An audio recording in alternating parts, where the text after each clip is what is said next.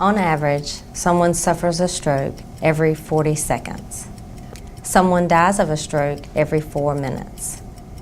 About 795,000 people suffer a new or recurrent stroke each year. But with the right care and treatment, patients like Frances Clayton can get back their lives. I had it on July 21st, and it was on a Sunday, Monday morning really, about 1:20, whatever it is, that he found me, and I was in bed.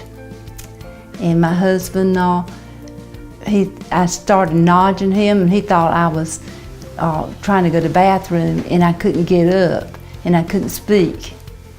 And he got up and cut the light on. He knew something was wrong, and I knew something was wrong, but I didn't know what, because I couldn't talk.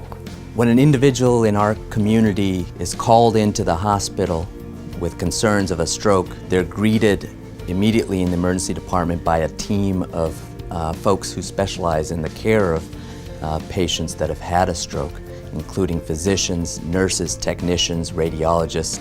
And the physician will then call a code stroke, which is our process to notify CT scan and the lab and the pharmacy that we have a potential stroke. Everything needs to be done within a prescribed period of time. Like from the assessment to the treatment, you have a 4-hour window. Whenever a potential stroke patient arrives to the ED, the time is the key factor, and time is brain.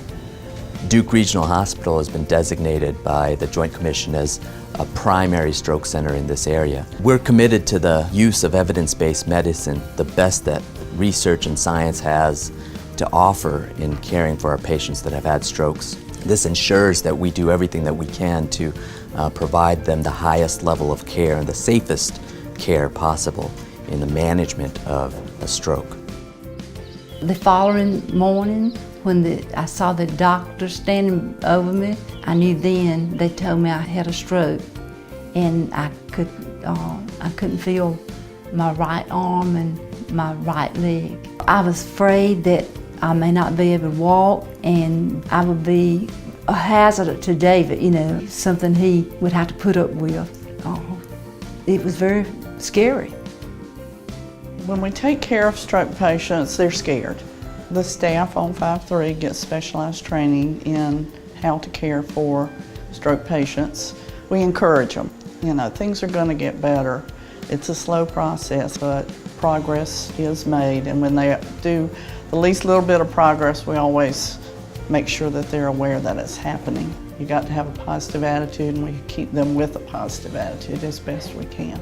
When I first met Frances, she had a really difficult time, following my directions, and even sitting up in the chair was a challenging task for her. By the time that she left me, she was able to walk around the therapy gym and have a conversation with me, have a conversation with all the many visitors that she had throughout her stay here, and really support her during her time of recovery and rehab.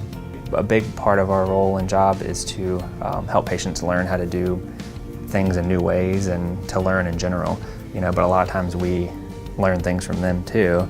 And in Frances's case, she was very big on her appearance, and that was something that was important to her. And so grooming was one of her big goals. She wanted to be able to do her own hair, put on her own makeup, and initially her right arm was too weak for her to be able to do that on her own. And so she taught me how to curl her hair, which was kind of new territory for me.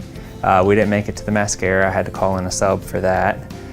So when patients have a stroke, they can have aphasia, and aphasia can impact your ability to communicate. Sometimes it impacts your ability to understand what people are telling you. At other times, it affects your ability to say what you want to say.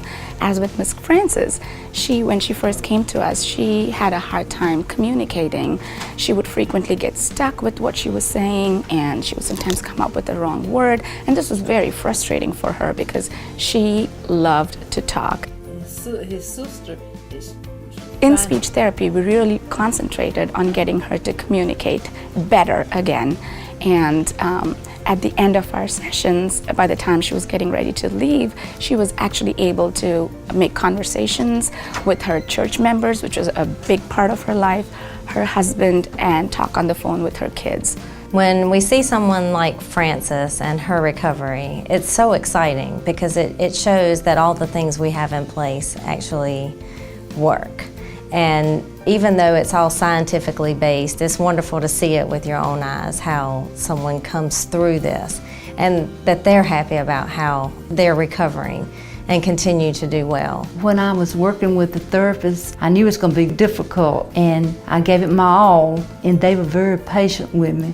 I know I'm not at 100% because they're working on my arm and hand, but they pushed me to get this far. They knew they want me to get better, and they knew I wanted to get better, and that's why I'm like I am now.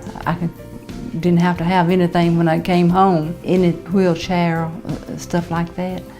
No one wants to get sick and to go to hospital, but if they do, I recommend Duke Regional because the staff and the doctors and everything is just fantastic, and you just couldn't ask for better treatment.